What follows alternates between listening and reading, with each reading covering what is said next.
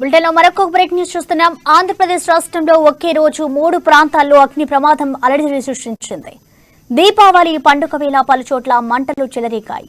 విజయవాడలో, విజయనగరంలో, తిరుపతిలో జరిగిన అగ్ని ప్రమాదాలతో ఆ ప్రాంత ప్రజల్లో ఆందోళన రేగింది.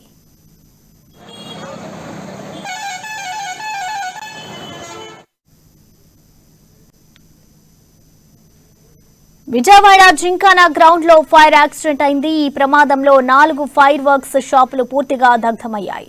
మొత్తం 18 షాపులు ఉండగా సకాలంలో 3 ఫైర్ ఇంజన్లతో మంటలు అదుపు చేయడంతో భారీ నష్టం తప్పింది. ప్రాణ నష్టం కూడా ఏమీ జరగలేదు, కానీ ఆస్తి నష్టం సంభవించింది. అదేవిధంగా విజయనగరంలోని ఆర్ఎన్బి గెస్ట్ హౌస్ దగ్గరలో ఉన్న విశాల మార్ట్లో అగ్ని ప్రమాదం చోటు చేసుకుంది.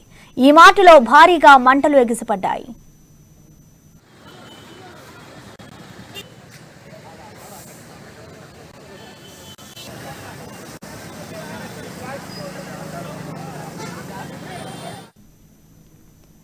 రెండు నెలల క్రితం విశాల్ మార్ట్ లో ఉన్న సెల్లార్లో షార్ట్ సర్క్యూట్ కారణంగా అగ్ని ప్రమాదం చోటు చేసుకుంది.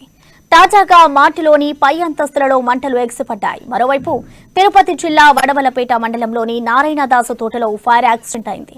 ఓ వ్యక్తి నిర్లక్ష్యం కారణంగా 2 టపాసుల దుకాణాలు అగ్నికి ఆహుతయ్యాయి. టపాసులు కొన్న ఆ వ్యక్తి దుకాణాల పక్కనే టపాకీలు వెలిగించడంతో నిప్పు రవ్వలు సమీపంలోని దుకాణాల్లో పడి ఒక్కసారిగా మంటలు అంటుకున్నాయి.